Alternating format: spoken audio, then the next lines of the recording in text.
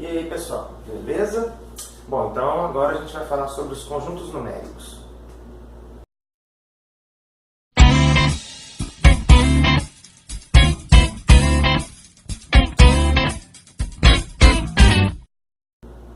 Tudo bem, meio que coincidentemente, né, ao longo da história, à medida que alguns matemáticos iam fazendo certas descobertas ou se deparando com alguns problemas, esses conjuntos numéricos eles foram surgindo.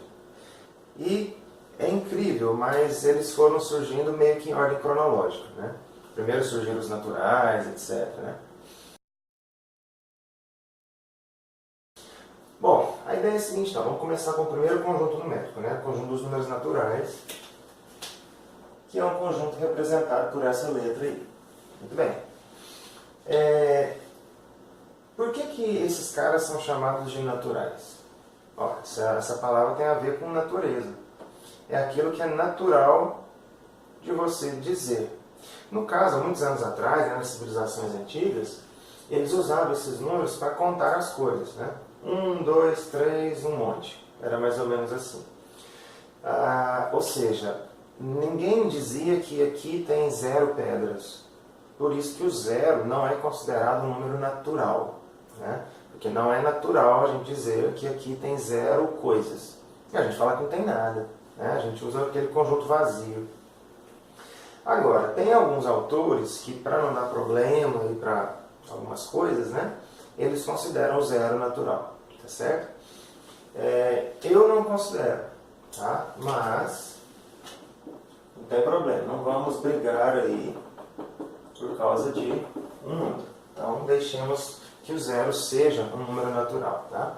Alguns autores, eles fazem o quê? Eles consideram conjuntos naturais, às vezes, dependendo do exercício que ele vai fazer, ele vai trabalhar, ele pega assim, ó, naturais união com 0, para indicar que o 0 está dentro desse conjunto, certo? Bom, e o conjunto dos números inteiros? Ele é representado pela letra Z, tá? Por que ele é representado pela letra Z? Ué, conjunto dos inteiros, Z, né? Essa foi horrível. Porque é o seguinte, na época, muito tempo, tinha um alemão, o nome dele era Zalem, tá? Escrevia-se assim. E foi ele que, na verdade, fundamentou primeiro esse conjunto. Então, ele colocou a inicial do nome dele. Foi esperto, né? Então, é por isso que a gente utiliza essa letra aí. Bom, mas seria melhor se fosse pelo fato de ser conjunto dos inteiros, né? Aí, o que é o conjunto dos números inteiros? Ele é o conjunto dos números naturais aliados aos seus simétricos, né? Ou seja, os números negativos. Então, todos os naturais estão aqui e também os seus simétricos, né? Então, a gente não sabe onde esse conjunto começa e nem onde ele termina, né? Ele não tem começo e nem fim. Bom, já o conjunto dos números racionais, nós utilizamos a letra Q, né? Muita gente tem a ideia errada aí de usar a letra Q porque é de quociente. Não tem nada a ver. Também há muito tempo atrás, né, quando esse conjunto ele foi fundamentado, essa letra ela é derivada da palavra, eu não sei pronunciar, Hawkins, alguma coisa assim, não sei a pronúncia certa, é uma palavra latina, inclusive, que ela significa quantas vezes, né? Então, aí pegou-se a letra Q e utilizou para dar nome a esse conjunto aí, tá? Esse é o símbolo representativo do conjunto dos racionais. O que são esses racionais? Bom, são números que têm a ver com razão. Razão na matemática significa divisão, né?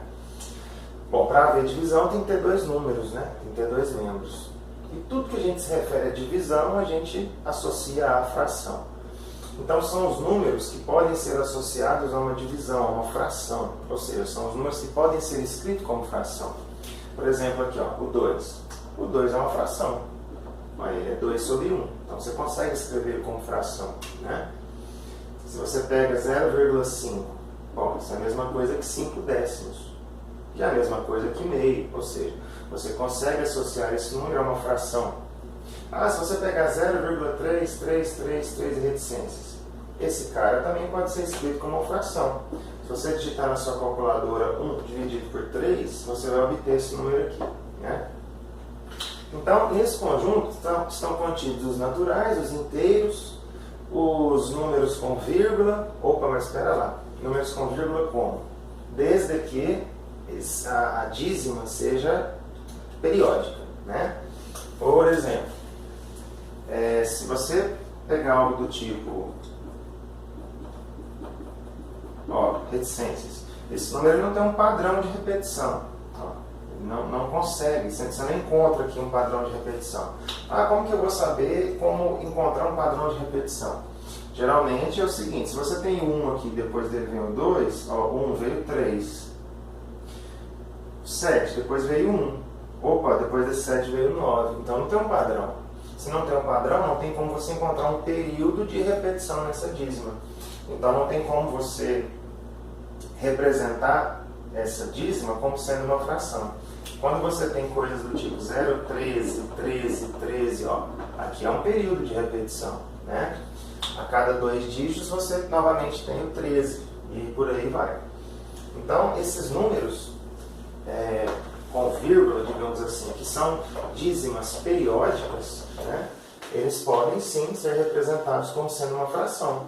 Se eles podem ser representados como fração, então eles são racionais. Então vamos definir esse conjunto. Bom, para a gente definir um conjunto, todo conjunto está entre chaves, eu sei então que esse cara é uma fração.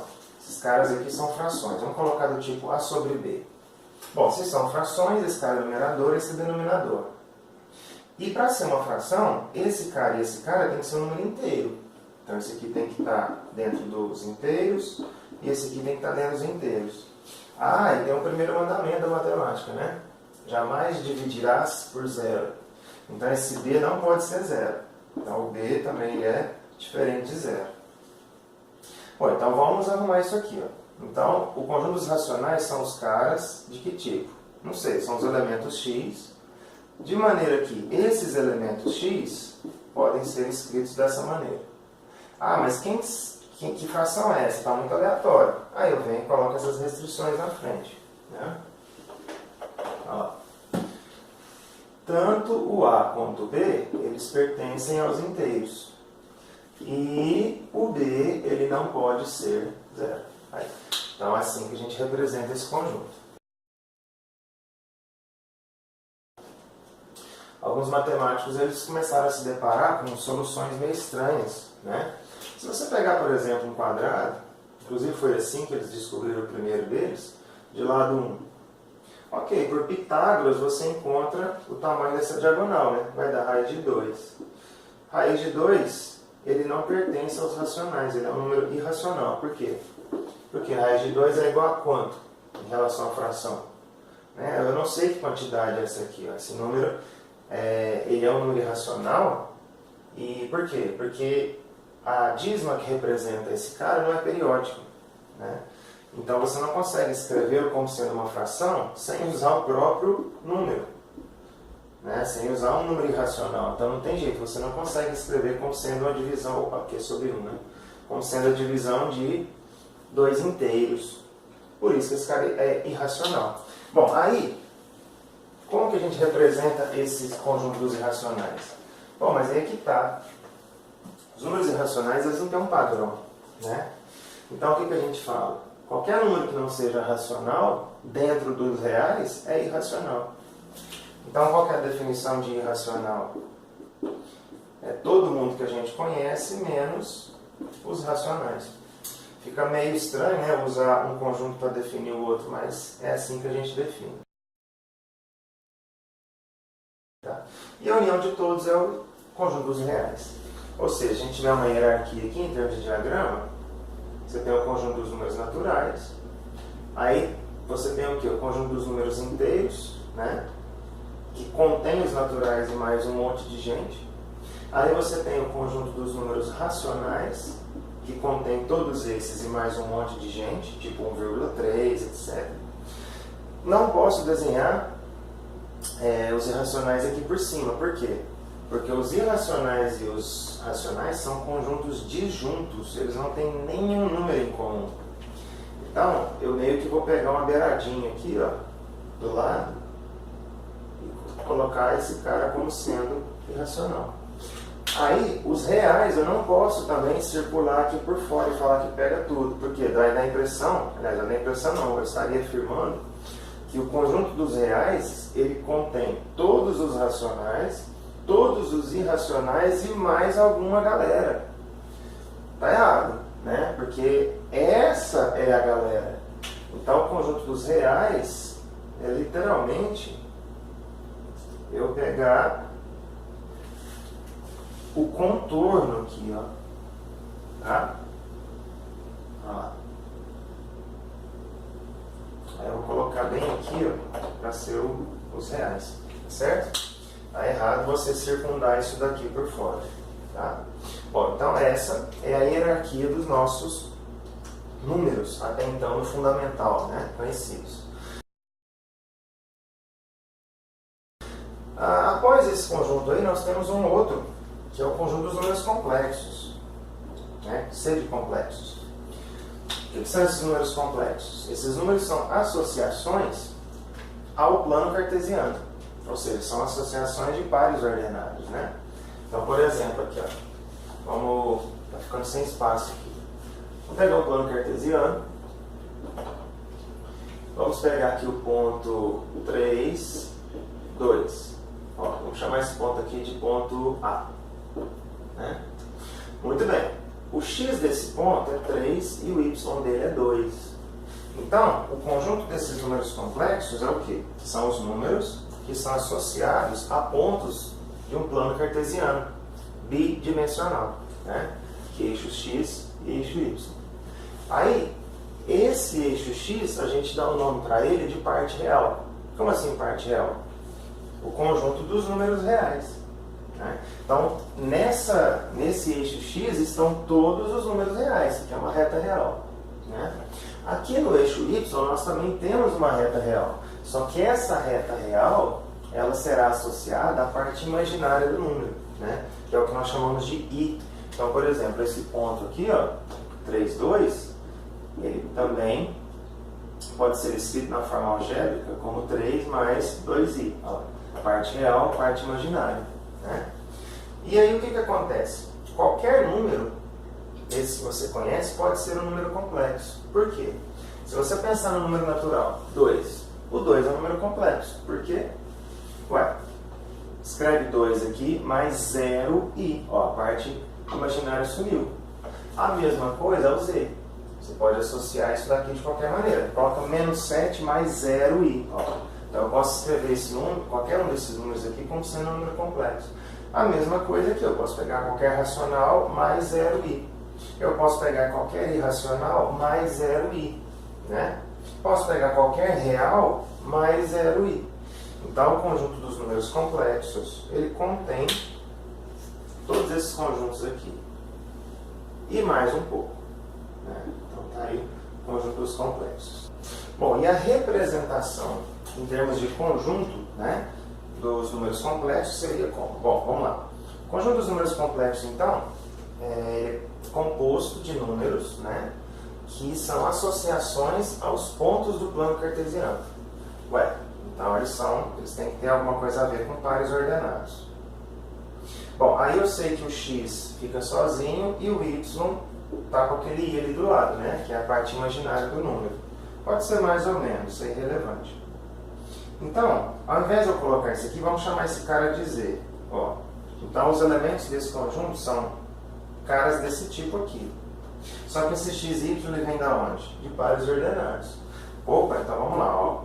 Então, esse cara são os z's. De maneira que, quem que é o seu z?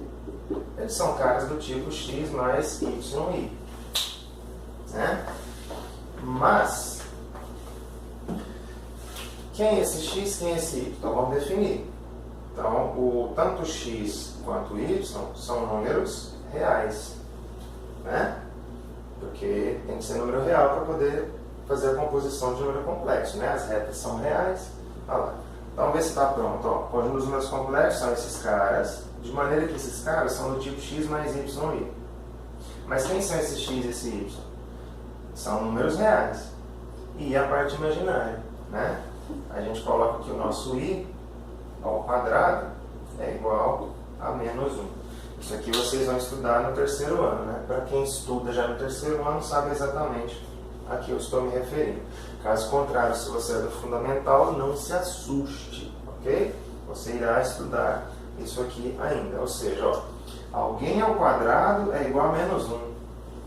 Estranho, né? Isso. Mas isso aí já são cenas dos próximos capítulos. É isso aí.